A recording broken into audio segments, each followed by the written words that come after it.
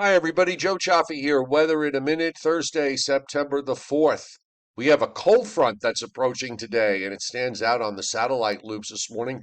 You can see a lot of clouds running down southwestward across Lake Erie and Lake Ontario and Lake Erie through Ohio and back down through Kentucky. And there is overnight shower and thunderstorm activity that is holding on. Meanwhile, at least for the start of the day, it was going to be nice and clear across the Northeast and Mid-Atlantic states from Maine down through much of Virginia and the Carolinas until the front swings a little bit further to the east. And if you take a look at the radar, and we haven't really had to look at much on the radar over the last 10 days or so, but we've got a fairly solid line of showers and storms running from out of Canada straight southward along the west side of the Appalachians, and then extending down into western North Carolina and northeast Georgia. There are some stronger thunderstorms in the mix here.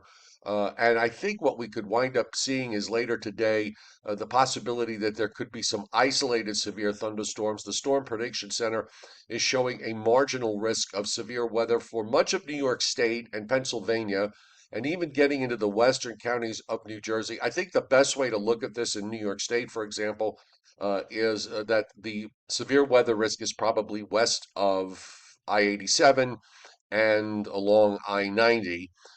In Pennsylvania, you take it to the Jersey state line, covers pretty much all of the state.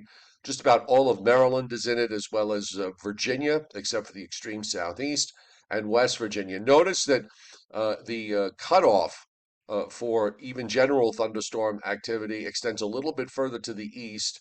And I think we're going to be in a situation here where, as these storms approach, once we get past, say, 6 or 7 o'clock, we're going to probably see the storms weaken. And this is the HRRR model, and we're starting here. This is at 1 o'clock this afternoon.